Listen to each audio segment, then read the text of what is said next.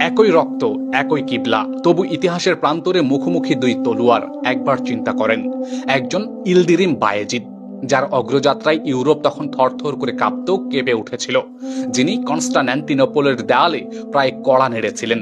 অন্যজন তৈমুর লং, এশিয়ার কথা বলেন, পারস্য, মেসোপটেমিয়ার কথা বলেন, এগুলো পেরিয়ে যার বিজয়ের পদধ্বনিতে সভ্যতা কেঁপে উঠেছিল এবং কাঁপত সেই সময়।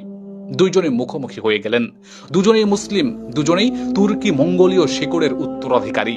স্বাভাবিক ইতিহাসে তারা হওয়ার কথা ছিল একে অপরের ভাই, একে অপরের ঢাল, একে অপরের বন্ধু। কিন্তু ক্ষমতার লোভ, অহংকার আর পারস্পরিক অবিশ্বাস তাদের বানালো প্রতিদ্বন্দ্বী। বেইলিক নিয়ে দ্বন্দ্ব শুরু হলো, শত্রুদের আশ্রয় দেওয়া শুরু হলো, অপমানের চিঠি আর হুমকির বাক্য ছড়াছড়ি হলো। এই সব মিলেই যুদ্ধকে অনিবার্য করে তোলা হলো। 1402 সাল, আঙ্কারার উত্তপ্ত প্রান্তর, পানি সরিয়ে নেওয়া হলো। পিপাসার ক্লান্তিতে ভাঙতে শুরু করলো উসমানীয় শিবির। এর ওপর নিজের জাতের সৈন্যদের বিশ্বাসঘাতকতার ফলে এক মুহূর্তেই বদলে গেল যুদ্ধের ভাগ্য।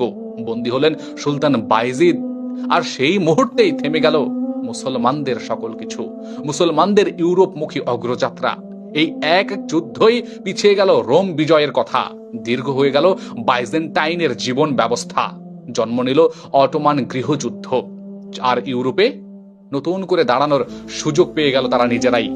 ইতিহাসের এক করুণ পরিহাস, যে যুদ্ধ জেতেনি খ্রিস্টানেরা, তবুও তারা ফল ভোগ করেছে শুধুমাত্র মুসলিম উম্মাহর কারণে, মুসলিম উম্মাহর এই দ্বিচারিতার কারণে, ভুল বোঝাবুঝির কারণে। যদি তারা শত্রু না হয়ে এক হতো, তাহলে ক্ষমতার মানচিত্র, সভ্যতার মানচিত্র আর আজকের পৃথিবীর গতিপথ হতো সম্পূর্ণ ভিন্ন। ইউরোপ মুসলমানদের দখল থাকতো, মুসলমানরা আরো হয়তো রাজত্ব করতে পারত, মুসলমানরা হয়তো আরো শক্তিশালী হতে পারত।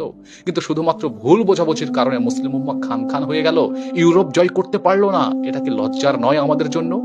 আমরা কি এরকম ভুল পথে আছি না আজকে?